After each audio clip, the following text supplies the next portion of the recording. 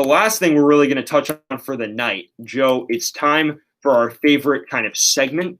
It's the upset pick. And then if you want to give your game of the week as well, the game you think is going to be the closest, because I have 2 upsets, if you don't mind. Go ahead. Both of them are unranked teams that I think could upset top 10 team. My first one is Texas at Oklahoma State. Yep. I know Texas, was thought to be the playoff contender for the Big 12 this year. They're obviously not in it anymore. I think they're going to try and make life miserable for Oklahoma State tomorrow. And I hope they do. As a Texas fan, I hope they do. I don't want to see any team from the Big 12 succeed unless it's my Longhorns, The second team is we all know Texas A&M. You're really big on your Texas boys. One of the most inconsistent teams I've ever watched. But this year, it seems like they're doing good, right? Yeah, they've been. Kellen Mond Company have been decent. You know what other team has been doing better than last season? Oh, you're picking Arkansas. You are not about to do this. You're actually doing this? I am actually going to do this. I think Arkansas has, Sam Pittman changed how Arkansas is playing. And it was for the better. They beat a ranked team in Mississippi State. A Mississippi State team we've since found out isn't that good at football, but go ahead. And I still don't think Texas A&M is that good at football either. Who have they played? They beat Florida. Okay, other than that, they lost to Alabama. Yeah, and they barely beat Vanderbilt, and they only beat Mississippi State by 14. The Florida game, I'll give them credit for it, even though I hate it so much. Yeah, we both were high on Florida at the beginning of the season. Look, and but Arkansas, they're coming off a great defensive performance from last week. Yeah. 6 picks in one game. Yeah, and your man got 3. Yeah, that's insane. 6 picks in one game is just, the Ole Miss quarterback isn't even. Oh, he's good. Yeah, he's good. He gave Auburn a huge run for its money last week. I think Arkansas can beat Texas A&M. And part of that is me just hating Texas A&M football.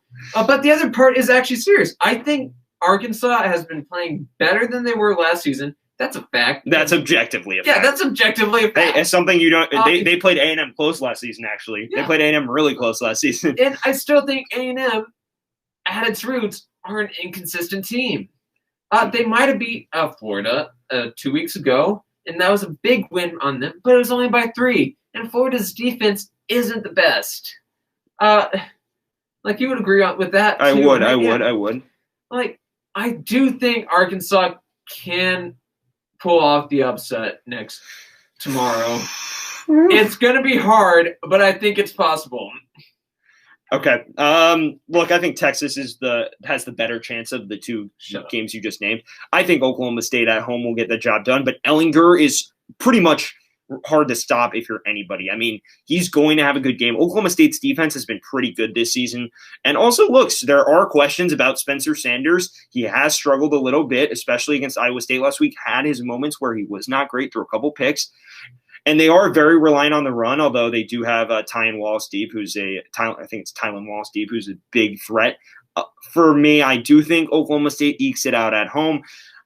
As much as I want to get on the Arkansas bandwagon with you, I don't think Texas A&M is going to fall with the 12th man in basically full effect because Texas A&M clearly doesn't care about COVID restrictions.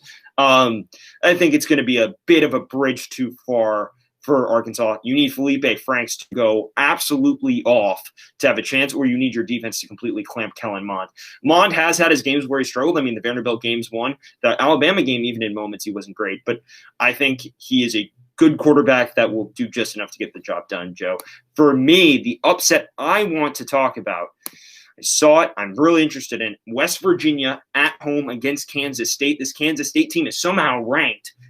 We were kind of trashing on them after they lost to Louisiana and used that as a way to bash Oklahoma. But God, were we dumb. We were. Look, West Virginia is a good football team. They are not in any real sense going to go anywhere deep in the college football playoff hunt. They're going to have probably a pedestrian bowl game at best. But I think Kansas State walks in there, doesn't do great. And I think, look, that offense is a little spotty. The defense is also a little spotty. I mean, they give up quite a few points to a lot of teams. I think for me, it's going to be hard when you walk into West Virginia, into that atmosphere, to pull off that win when I don't think Kansas State's a proven team used to winning games on the road. Then, I mean, look, the other team you can maybe consider is Coastal Carolina on the road against Georgia State. Coastal Carolina actually played a pretty close game last week, I believe, against, Georgia Southern. It's 28-14, but throughout most of the game it was close.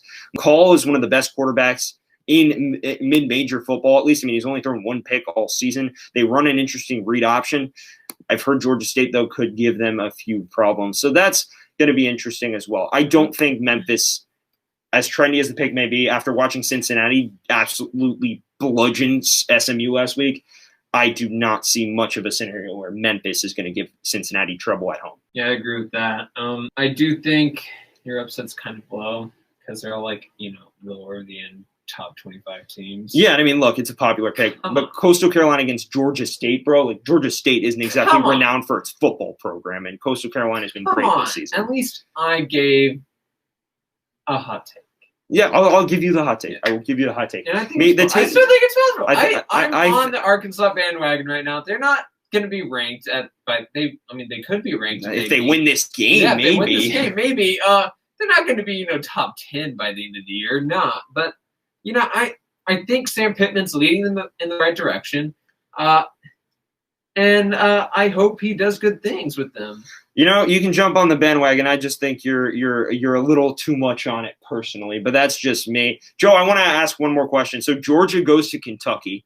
What do you give Kentucky any chance? No, I don't. What kind of question is that? First, no, I do not give Kentucky's got a winning record. They've played some teams close. Oh, wow. And look, the teams they have played close, since found out aren't that good. I mean, they played Auburn close. But I'm like, I don't know. I mean, I think maybe the SEC's weird. You could have a wonky road game, but I wanted to ask you about that because it's an SEC team on the road. Presumably, Kentucky will have some fans, given that the whole SEC really hasn't had many COVID restrictions besides one of the schools in Mississippi. I don't give Kentucky much of a chance, but I was curious to see if you thought maybe the Georgia offense sputters a bit. I'm not giving them a chance. Okay, but you give Arkansas a chance on the road against A&M. Yes, because A&M is more inconsistent than Georgia. That's a fact. I agree. Historically proven. Even this season proven. I think Georgia's way more consistent than they were last season. I mean, yeah, even this season they barely beat Vanderbilt. It was week 1, but yeah. I don't care. It's Texas A&M. They suck half the time. No offense, A&M fans. Yeah, if we have any fans in Texas that root for A&M, I think they've canceled you at this point. Yeah. Hey, you know what? Screw you. Okay. I'm kidding. Joe Kane wants it's all a Halloween prank.